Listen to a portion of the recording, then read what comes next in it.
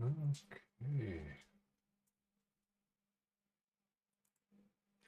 There we go. Hey, good morning. Let me get set here. Got a couple of people tuned in. That's awesome. Let me turn on my comments here. All right. Well, good morning, everybody. I've got had fun putting the show notes together for today's episode. Um, it right now it feels like I'm running into a theme of telling stories about how my week went with my clients, and I had a great um, story that I want to share with you. It's like a mystery, you know, when new clients come up and start working with me, it's like a mystery, or it's a it's a box of puzzle pieces, and we dump them out and we start arranging them to help organize a person's life. And sometimes you can, if you've ever put puzzles together, you know that you can put a puzzle together really quickly sometimes, and other times you're starting to think you have pieces from other puzzles in there, you know, and maybe you do. Maybe it's a layered kind of puzzle, and you got to just work through it, and it takes longer. And that's the kind of case that I'm working right now with a client. Um, and she came in. So first, you know, the weather up here has been phenomenal. I haven't looked at the forecast, but I think it's going to start heating up a little bit this week. I'm looking forward to this week because Christine's coming up to visit, and maybe I can talk her into doing a live show on Saturday, next Saturday. Um, and she's already posted in the chat. She knows the routine. If you're just tuning into the show, make a comment, post a comment, tell us where you're watching from. And so, good morning, Christine. Christine's watching from Indiana. And it's always fun to see, you know, where people are watching from. So, um, don't feel shy. Okay. So, we're going to touch on a couple of themes here. I even have an aside. So I think last week I had said I was going to go try to keep the show at 20 minutes. We're going to go a little bit longer, not quite an hour. Should be much less than that, but um, let's dive in. Okay. I feel like I'm going to try to turn it into one of those podcast mystery shows. You know, maybe not, but you let me know uh, at the end if it came across that way. So yesterday, actually, you know, last week a client's husband handed me 4 mason jars. He had numbered the lids 1 through 4. He wouldn't tell me what was in them, and he wouldn't tell me where they came from. He just handed them to me and watched. Okay. And what they were was air samples from different parts of his house. Okay. And when I'm trying to troubleshoot a case for clients, sometimes I'll ask them to just take a mason jar, let it sit in a location in your house, and do different locations with the lid off, of course, to just let the air settle in for 24 hours, and then put the lid on, seal it, mark it so you know what's in there. And so he did his homework for his wife, and it was phenomenal. This man cares a great deal about his wife, and it's just fun to watch. And so through quantum nutrition testing, I identified which jar contained a sample from the bedroom. Yeah, their master bedroom. Then I identified what was in the air in that room, okay? Because I have test kits that help me do that, and an experienced muscle tester will know how to use the test kits to see what the muscle response is that's going to match up what's in the jar, okay? And it tested for the energetic test vial. You've heard me talk about my testing vials in the past. It matched up with mold, aspergillus. Okay. That's a very specific strain of mold. He then told me that the bedroom window is almost always open, and just outside that window is a mulch bed. And that was the missing piece that nobody, not the labs, not the MRI, not the ENT specialist, had found. And this woman had been suffering for a long time. Trust me. This is why I ended up making an very urgent house call. That's what we're going to talk about today. So stay with me. Okay. So, good morning. I am Doc Jeff Evenson. Welcome to Morning Coffee with Doc Jeff. Okay. I'm a board certified doctor of holistic health. I do not practice medicine. I don't pretend to practice medicine. I leave that for the medical doctors. I am not a medical doctor. I'm a board certified doctor of holistic health. Okay. I have my practice here in northern Minnesota at Evenson Holistic, and I work with clients in person or remote. I've got clients scattered all over the country. Plus, I take care of my regional people. Okay. So, this is where we talk about what's actually going on with your health on Morning Coffee with Doc Jeff. Okay. Not just what shows up on a lab report. We all know we've had labs, and we all know that there's something wrong, and the doctors will look at the labs and go, well, everything's in the normal range, so there's nothing wrong. Hey, good morning, Katie. Katie is watching up from Aitkin, Minnesota. So this is episode 102. And today I want to walk you through a real case, okay? It's a case that is still unfolding, and I had the appointment this week with her, and I'm sharing it because it illustrates something I see more often than people realize. A combination of stressors that conventional medicine simply isn't equipped to find. We're going to talk about parasites, fungus, and mold. Not as separate problems, but as a triad that compounds in the body. And we're going to talk about why a woman who went through every conventional test available came up empty while still being in significant pain. Before we get into that case, I want to address something she said to me directly because I know a lot of you are thinking the same thing. She said, Doc Jeff, how is it possible that I have parasites? I live in the United States. I eat clean. I'm not traveling to third world countries. How does this happen? And you can hear the frustration in her voice as she's asking me that question. She is so frustrated. She knows that she has parasites because she's pooping them out. She can see them. She's got samples of them in photographs. And it's really a great question. And it's one that tells me a lot about how we've been conditioned to think about health in this country. Because the assumption buried in that question is that parasites are something that happened somewhere else, to someone else. And that's simply not true. And I want to clear that up today. Okay? I've seen it all. I've seen all the pictures that my clients send me. Sometimes I joke that I know I've arrived as a holistic health practitioner because my clients are emailing me pictures or texting me pictures of the parasites that they're pooping out. I've seen them in all shapes and sizes. So let's get into the full story here. Okay. This woman came to me about 7 weeks ago and began my phase 1 process. Sorry, let me clear. So phase 1 is about regulation and stabilization. Okay. We're getting the body's terrain into a state where deeper healing can actually happen.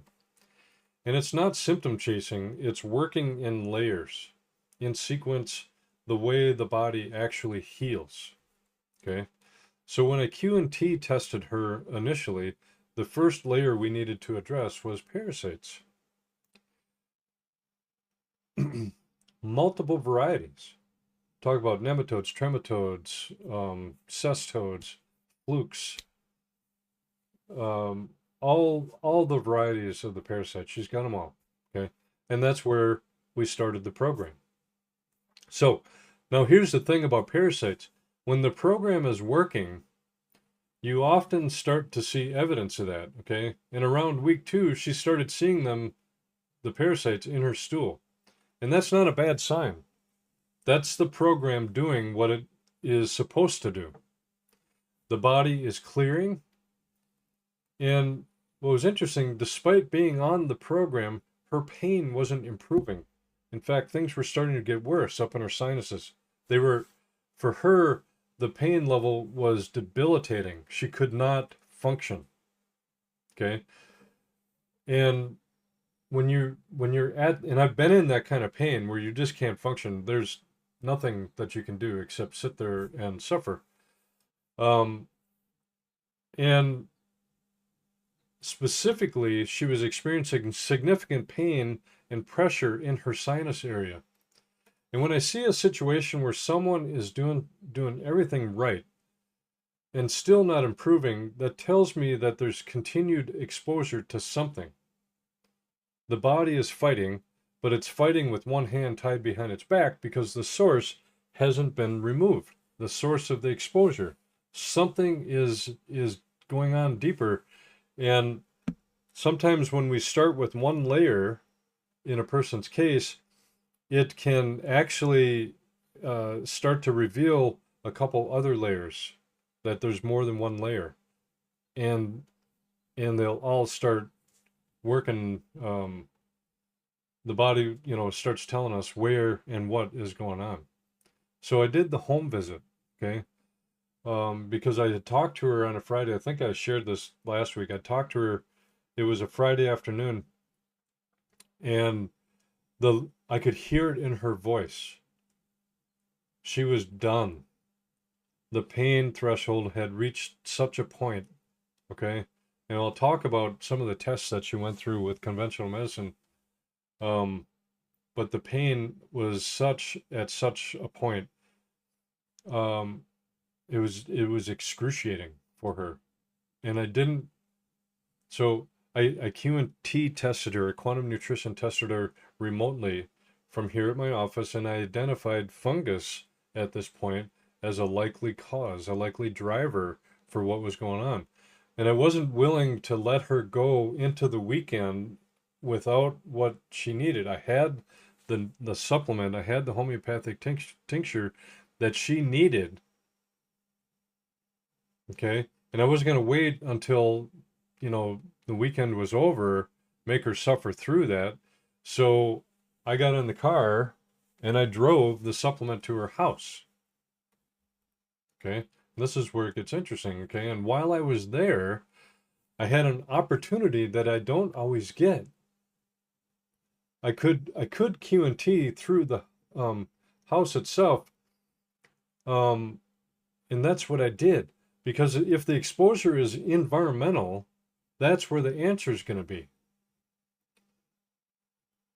So what I found pointed to the master bedroom as the primary source. I could feel it. I've been doing this work long enough. My system is relatively clean for such a long time that I can feel the offending, whatever it was, in that room. So her husband was taking me around the house, and he walked me into the master bedroom, and I didn't even have to Q&T test. I'm like, it's in this room. I can smell it. Okay. And initially I was suspecting she had a diffuser in there, and I was suspecting essential oils because I've seen that overload the sinuses in people as well. You get the wrong kind of oil in there in the diffuser, and a person might be sensitive to it. Folks, essential oils are tremendous in a healing journey, but they are super powerful. Okay. And you have to be careful in how you use them, even with diffusers. I've seen it. I've seen oils here that test well for me, and it didn't occur to me to test them, quantum test them against my dog or cat. And I was spewing some essential oil out. I thought, oh, it smells really good. I'm feeling good.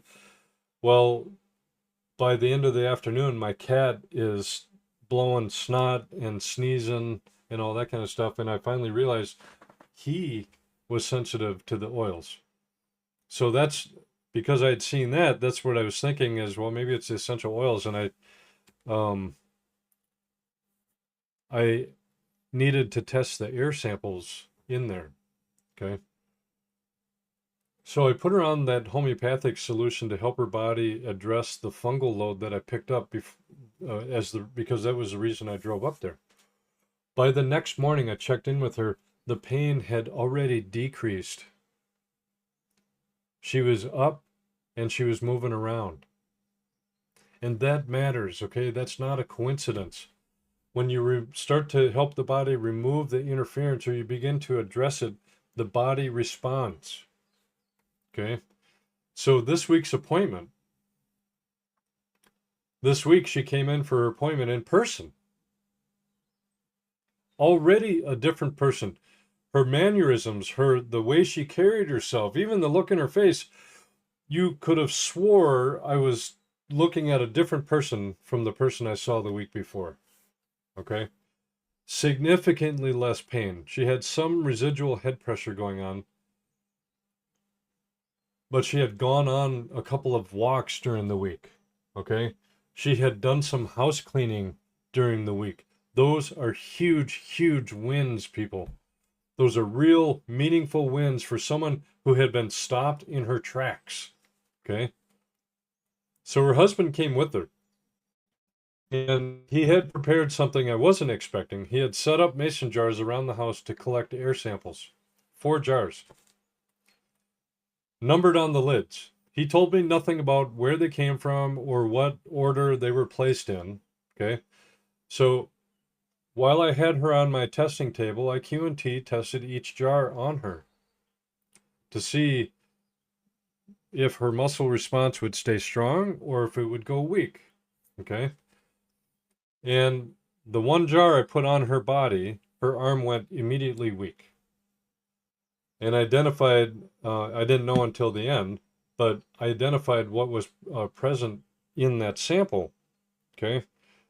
As I told you in the opening, I have specific test kits that help me identify what specific types of things might be going on in the air.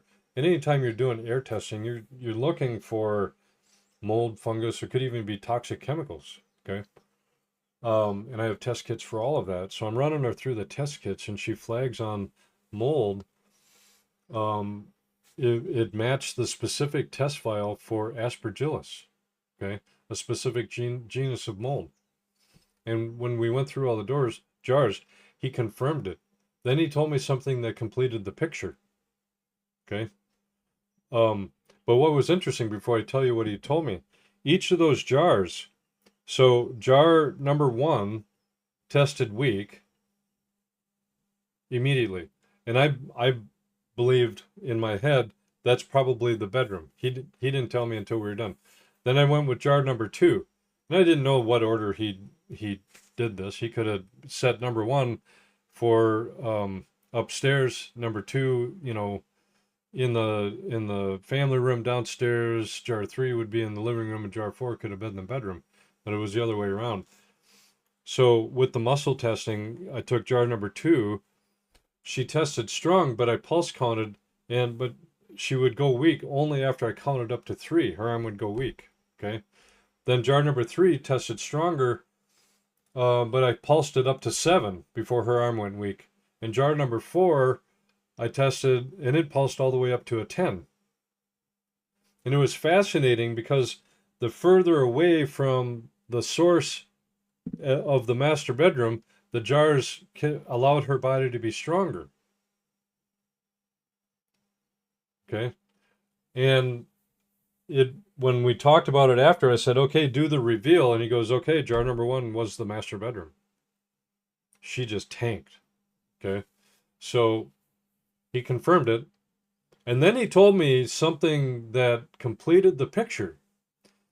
The bedroom, because their master bedroom is in the, it's like a split level home. So it was in the basement and they had windows that were ground level and they're typically open. And directly outside the window is a mulch bed, which earlier in the spring they had remulched. It was all new mulch, newer for the season. But we all know mulch is a known source of aspergillus and mold and other fungal organisms. Okay, so night after night, with that window open, that mold is venting directly into the room where she sleeps. Her body had nowhere to recover. All right, if you're just jumping on the show, pop into make a comment, let us know where you're watching from. It's always fun to see.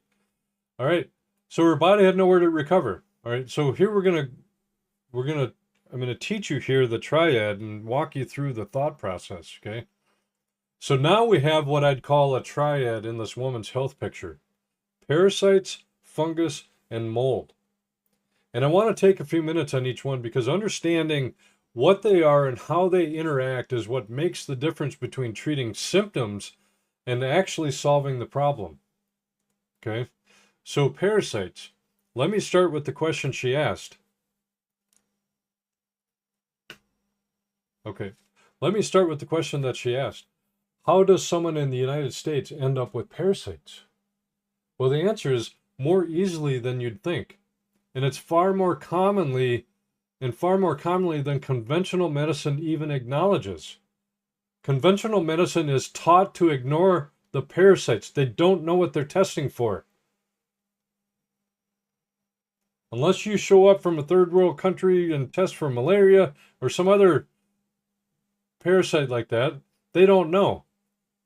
But if you go to a country like India, it's a routine part of their life. They test, they know how to test. In fact, a lot of the formulations that I use are influenced by the remedies out of India. Okay? So, we pick up parasitic organisms through food, undercooked meat, unwashed produce, contaminated water sources. We can get it through contact with soil, through pets, through other people. Definitely get it through travel, and you don't have to leave the country for that to matter.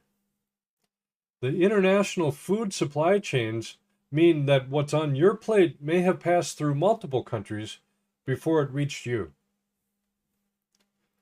The reason people are surprised is because the medical system in this country essentially doesn't test for parasites unless you've been to a developing nation and come home with obvious symptoms. There's no routine screening. There's no acknowledgement in conventional care that a healthy-looking, clean-eating American adult might be carrying a parasitic load that's slowly degrading their health. It's a blind spot. And not because doctors are incompetent, folks, but because the diagnostic model doesn't account for it. And here's what makes parasites particularly tricky, okay? The symptoms that they produce are non-specific.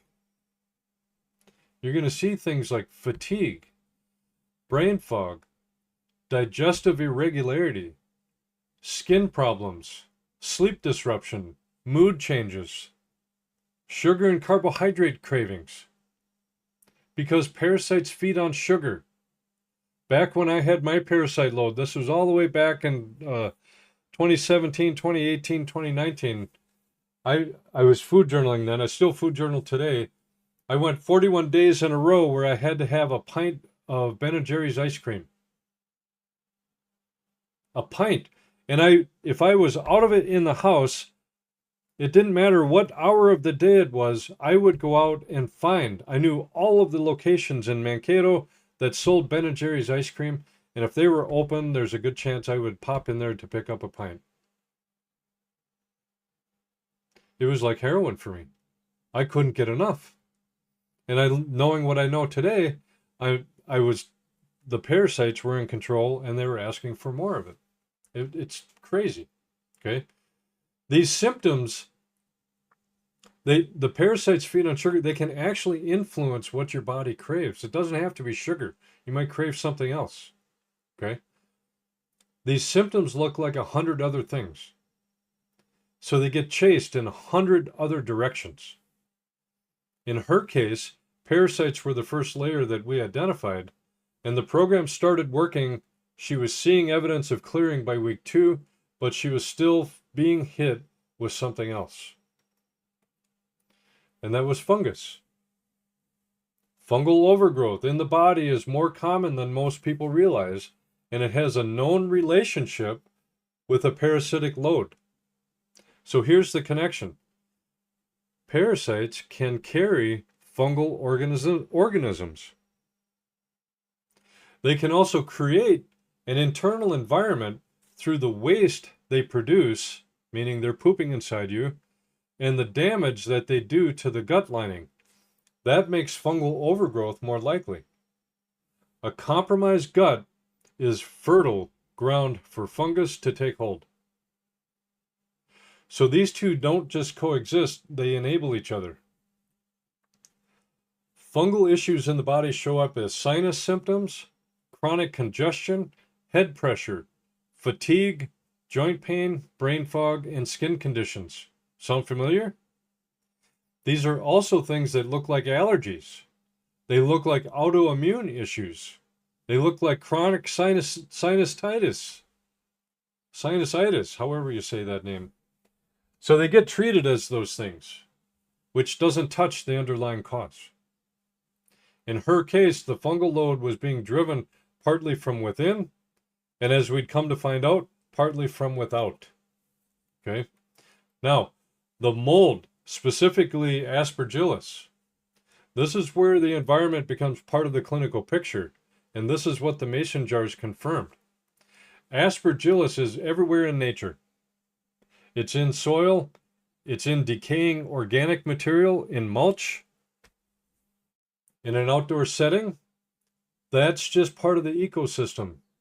But when it's venting into an enclosed space, a bedroom, night after night through an open window, that's a situation that's, different entirely. The sinuses are the body's first air filter. When you're sleeping in a room that has a continuous mold exposure, your sinuses are working overtime trying to filter what you're breathing. For someone who already has a compromised immune system from a parasitic load, an internal fungal burden, that's too much. The body simply can't keep up. And this is why she wasn't improving despite being on a solid program. The program was doing its job, but she was going home every night and being re-exposed to the thing that was driving the problem. It's like trying to bail out a boat without plugging the hole. So let's bring it together. Here's the key teaching point. And this is what I want you to walk away with today, okay? These three things don't just stack on top of each other. They compound. They amplify each other's effects. A body managing a parasitic load is already running with a compromised immune system, a stressed gut, disrupted nutrient absorption. And add in internal fungal burden on top of that, and now the immune system is splitting its resources. And continuous environmental mold exposure from the bedroom, the place where the body is supposed to rest and recover, and you've created a situation where recovery is nearly impossible without addressing all three layers and removing the source. One supplemental program, no matter how good, cannot overcome a continuous environmental exposure. The source has to be identified. That's why the home visit mattered in this case. That's why the mason jars mattered. And we talked about what they can do. If it was my house, all I can tell you is if it was my house, I would go back, I would put up a plastic sheet over the doorway and always keep that in place. Even if the door is open, it's going to keep air from flowing out. Cover up the cold air returns in that room. Okay? And start, throw some air filters in there, air filtration devices, whether it's a Shark or a Jasper or a Molecule. Those are some of the air filters that can get out there. If you run air conditioning, make sure you put like one of those 3M filters that's rated for mold and fungus in your furnace, your air circulation system. Okay.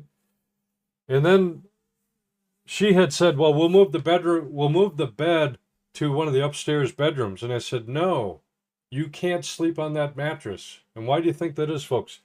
Because it has been covered in the mold and fungus. You can't see it, but the mycotoxins and the mycoplasma, all that stuff from the mold and fungus is touched every surface in that room, inside and out of everything. Okay. A colleague suggested that you can put things outside in the sunlight, and that's great advice. Isn't it, Christine? So there's things you can do, but in my mind, I would never sleep on that mattress again, because there's no way that you can guarantee you got everything out of it. Okay. You could put it in a plastic bag enclosure, I suppose, but who wants to sleep on plastic? So there's mitigation efforts that they took home, and she's not going to sleep in that room anymore. She's going to sleep upstairs.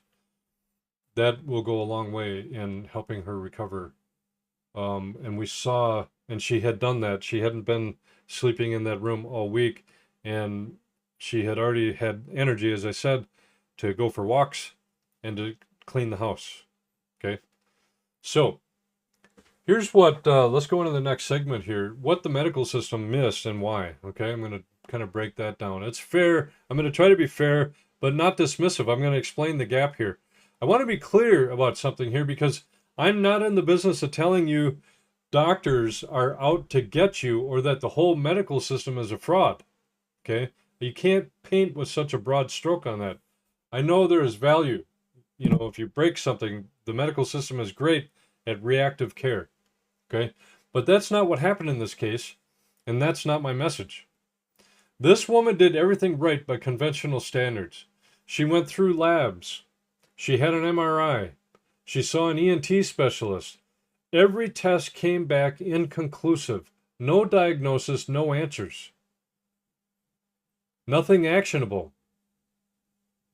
She thought she was she got a referral to a neurologist next. And when she showed up for the appointment, that person also turned out to be an ENT specialist. And she's like, I've already been to ENT. So she left. Okay. No action, no diagnosis, no answers, nothing actionable. Okay. That's not because her doctors were incompetent. It's because the tools that they're using are designed to find disease. Diagnosable pathology that shows up on imaging, in blood work, in tissue samples. Okay. What she had wasn't a disease state in the conventional sense. It was a functional and environmental load that hadn't yet crossed into something you can name on an ICD code, which is an insurance code. The conventional medical model is built for crisis intervention, infection, injury, structural failure. It is genuinely excellent at those things, but it is not built to find a parasitic load in a clean living American adult. It is not built to identify a fungal burden that hasn't yet become a diagnosable candida condition. And it is absolutely not built to walk into a bedroom with a mason jar and identify aspergillus coming through the window from a mulch bed. That gap, the gap between all your tests are normal and I feel terrible, is exactly where this work, the work that I do, lives. That's the space quantum nutrition testing is designed to operate in.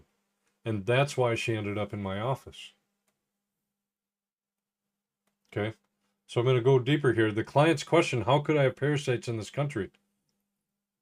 I'm going to address it directly. let me come back to what she asked, because I think it's worth spending real time on. She said, how could I have parasites? I live here, I eat clean. I'm not going to third world countries.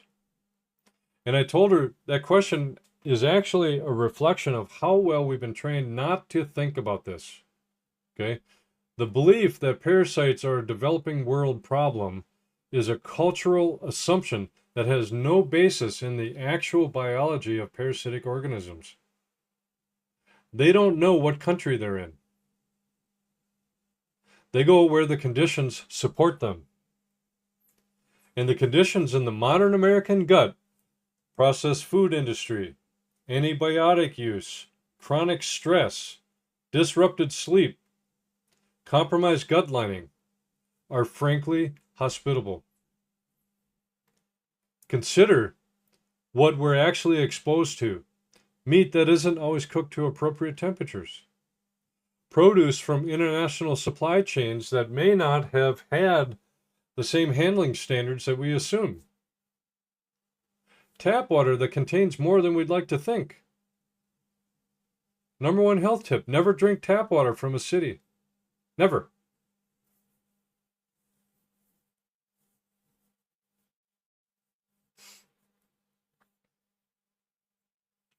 So, soil contact, gardening, pets, kids playing outside, international travel that's become completely routine, even secondhand exposure through the people you live with.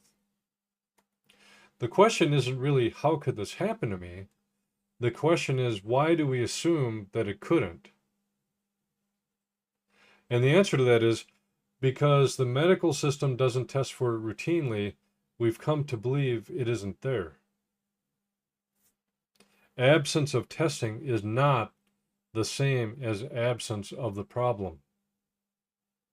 So what I find over and over in my practice is that when we actually look, when we use a method designed to look, like quantum nutrition testing or muscle testing, parasites are a factor in a significant portion of the people who come through my door. Not a sensational parasite cleanse influencer way, in a clinical, systematic, layer by layer way that acknowledges that the body is actually dealing with and addresses it in the right sequence.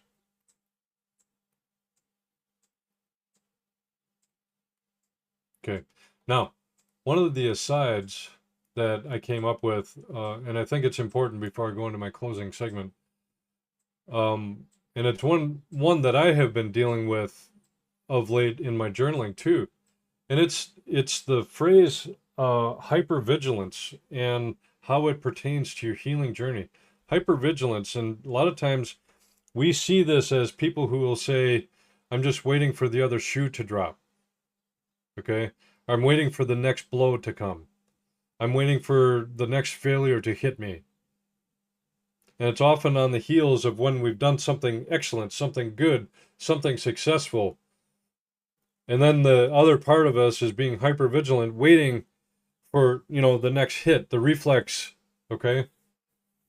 Or somebody to say something to you that just dismantles all the good work you did. And we do it to ourselves. It's like, I'll try it, but, and I heard this is what made me think of it. I'll try it, but it's just a matter of time before it's going to come back, and I'm afraid it's going to be worse. Okay? True legitimate fears, but it speaks to the hypervigilance, okay? So, and I think a lot of you guys might resonate with this or recognize, either in yourselves or in someone that you love, okay? When a person has been health challenged for a long time, something happens in the nervous system. The body has been in a state of threat for so long that it loses the ability to simply rest inside the healing process. Every sensation becomes a signal to analyze. Every symptom that shifts gets interrogated. Every good day gets questioned. Is this real, or is it going to fall apart again? That's hypervigilance. And it is completely understandable. It's a completely understandable response to a long health battle. Okay? When your body has let you down repeatedly, when you've had hope and had it taken away, when you've tried things that didn't work, the nervous system learns to stay on guard. It's protective. It made sense at some point, but here's the problem. Okay? Hypervigilant itself becomes a stressor on the body. The same nervous system that is supposed to be recovering is spending energy scanning for threats. The same mind that needs to trust the process is constantly auditing it. And that state, that sustained low-grade alarm, keeps the body in a stress response that directly interferes with healing. I see it with this client. She's doing better, measurably, genuinely better. Walks, house cleaning, less pain. But she's watching herself so closely that it's hard for her to simply receive the improvement. Part of her is waiting for it to be taken away again. That's not a character flaw, folks. That's a nervous system that has been trained by experience. And what I want her and anyone in this situation to understand is this. The healing process requires a degree of trust that may feel unfamiliar at first. Not blind trust, not ignoring real symptoms, but a willingness to let a good day be a good day without immediately bracing for it to reverse. The body heals better when it isn't being interrogated every hour. So if you've been sick for a long time and you're finally in a process that's working, part of your work is learning to get out of your own way, to notice the winds, to let them land, to allow the nervous system to begin to believe that safety is possible. That shift from hypervigilance to trust is part of the healing, not a side note to it. All right. So let me dun dun dun.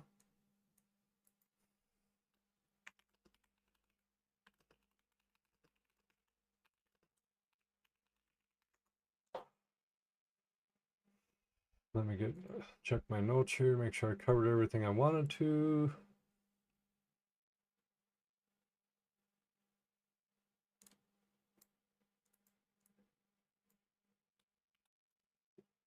All right. So let me leave you with two things today. Okay? First, if you have been through the conventional medical system and everything came back normal, but you are still suffering, that is not the end of the road. Okay? It means the right questions haven't been asked yet. Normal labs with real symptoms means the method of inquiry doesn't match the nature of the problem. There are other methods. Don't accept we can't find anything as a final answer. Okay? Second, the environment you live in is part of your health picture. This is why we have great success in holistic solutions, because we look at the whole picture, inside and out. The supplements matter. The nutrition matters. The program I put people on matters. But if you're going home every night to a continuous source of exposure, mold, fungus, chemical load, EMFs, there is a ceiling on how well you can heal. The source has to be found. The interference has to be removed. Healing requires reducing the total load, not just adding more support on top of the ongoing problem. Okay? This woman is getting better. She walked in this week and said she could feel the difference. That's the work. That's what happens when you find the right layers in the right sequence and address them properly. So if you're watching and thinking this sounds familiar, reach out. Okay? Go to evensonholistic.com. fill out the form and schedule yourself for a full assessment, a Q&T full assessment. Okay. Let's find out exactly what's going on, and then you can decide if you want, once you get that once I deliver that information to you, you can decide if you want to work a program with me or if you're just grateful to have the information.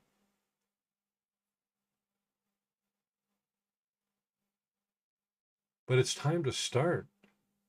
You have to take that first step. And if you are feeling unable to do that, I encourage you to muster up the strength you need to do that. Okay? Let's find out exactly what's going on. Thanks for spending your Saturday morning with me. I will definitely see you next week, but let's go ahead and close with a prayer. Throw in the comments what you thought about the show. I like seeing that. Other people see that. So let's pray. Lord, let what's shared here today find the people who need it most. Give this woman continued strength as her body does the work you designed it to do. And let anyone listening who has been told there are no answers hold on a little longer. Because sometimes the right question just hasn't been asked yet. Through your Son, Jesus. Amen. Okay, folks, that's a wrap on episode 102. Thank you so much. I really appreciate you listening in. Share this episode once it posts. Share this episode with anybody you think might benefit from what we talked about today. And if it resonated with you, please, I'm interested in talking to you more about it. We can move the needle. We can get your health back. It will just take a little bit of time, okay? But once we get it back, we're back. So that's it. Dr. Jeff signing off. Talk to you later. Thanks.